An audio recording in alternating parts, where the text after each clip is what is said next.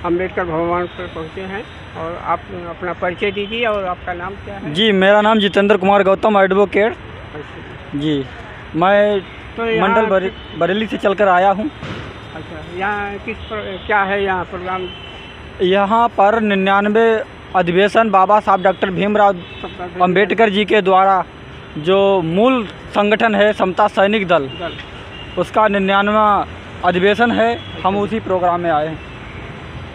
तो क्या यहाँ से क्या संदेश लेकर जाएंगे? हम यहाँ से ये संदेश लेकर के जा रहे हैं कि अपने देश में समानता, भाईचारा, बंधुता, प्रज्ञाशील करुणा पर आधारित पूरे समाज को अच्छे से दिशा निर्देश दें और अपने समाज को मतलब किसी प्रकार का शोषण हो रहा हो उन भाइयों बहनों के लिए न्याय की बात करें। तो आप नौजवानों के क्या जोड़ना चाहेंगे? बिल्कुल जोड़ना चाहेंगे। ये सेना में नौजवान ही ज़्यादातर, सेना के लिए नौजवान ही ज़रूरत होती है। तो क्या महिलाओं को सम्मान मिल रहा है? बिल्कुल मिल रहा है। हमारे यहाँ देखिए महिलाएं भी हैं, पुरुष भी हैं। अच्छा, आए हुए हैं? जी, बिल्कुल आए हुए हैं। महिला भी हैं, पुरुष भी हैं, सभी लोग आए हुए हैं। सभी का सम्मान दिया जा रहा है? बिल्कुल सम्मान दिया जा रहा है। हम लोगों को पहले जब 50% महिलाओं को सम्मान देते हैं। ये बाबा साहब का मिशन है जो समता सैनिक दल जो है काफ़ी कारगर है, काफ़ी संघर्ष कर रहा है। जी, लेकिन समता सैनिक दल को काफ़ी तेज़ी से आप लोग क्यों नहीं बढ़ा पा रहे? ऐसा है, देखिए समता सैनिक दल ये एक सेना है और सेना अपने हिसाब से ही काम करेगी।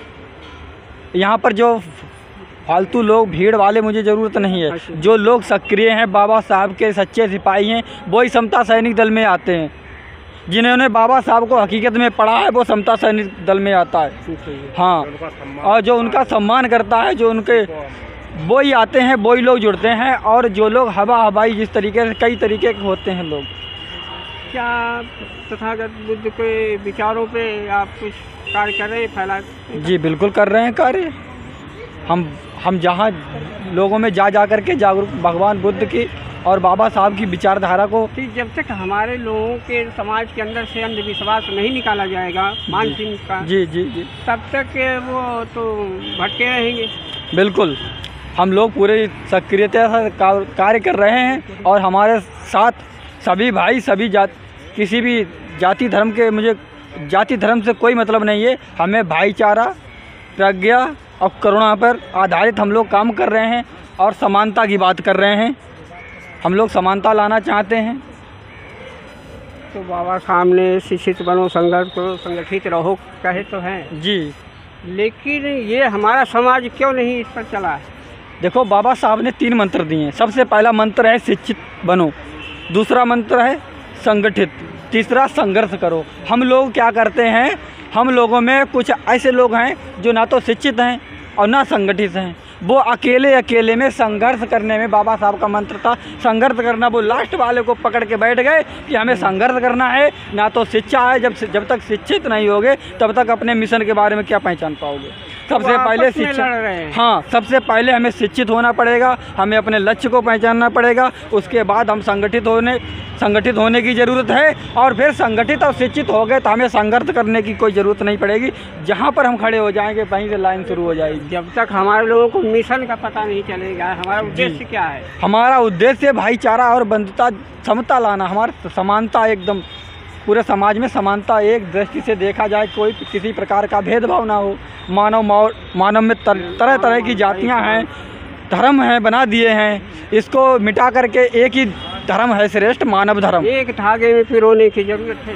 जी सर, एक धागे में पिरोने की ज़रूरत है इस समाज को। नहीं, मैं एक धागे की बात नहीं कर रहा हूँ, मैं समानता की बात कर रहा हूँ। धागे का मतलब बांधना नहीं, हम बांधने की, हम तो आज़ादी की बात कर रहे हैं। अपो दीपो भव, स्वयं भगवान बुद्ध ने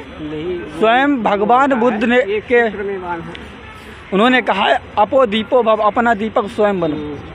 किसी के बंधन में नहीं जाना है। तो हम धागे की बात नहीं कर सकते। विश्वास से मतलब समाज से निकालना है। बिल्कुल, हमारा मेन टारगेट है अंधविश्वास से लोगों को जागरूक करना, निकालना और अच्छी। लेकिन यही समाज जो है कहाँ ले जा रहा है, कुछ कर रहा है, हाँ करता है। देखिए, ये इसका नाम भारत है। इसमें तरह हर धर्म के लोग रहते हैं, हर जाति के लोग रहते हैं सब, लेकिन कुछ अंधभक्त लोग होते हैं उन्हें तो गाय गोबर ही पसंद है ना। तो अपने गाय गोबर में जिनका मन लग रहा है तो वो वहाँ जा रहेगा। तो लोगों को अधिकार तो संविधान से मिला, सब कुछ संविधान से मिला, हाँ। बाबा साहब ने दिया। अब ऐसा है, संविधान से अधिकार मिला है तो इसका मतलब ये थोड़ी ना उसका दुरुपयोग करें। उस अधिकार को हम अच्छे काम में लगाएं, लोगों को अच्छी शिक्षा दें, अच्छा ज्ञान दें। अब आप गोबर में ढूंढोगे ज्ञान तो गोबर में थोड़ी ना धरा भाई। लेकिन कुछ लोग तो हैं कर रहे हैं। हाँ, तो कुछ लोग कर रहे हैं, वो उनकी मानसिकता है, ये बोल रहे हैं। ये इस देश का नाम भारत है। हाँ। और भारत में हर तरीके के व्यक्ति पाए जाते हैं। भारत के नाम का तो इंडिया को नहीं करने कुछ। देखो, इंडिया बाद में, पहले भारत है। हाँ। हमारा भारत अखंड भारत।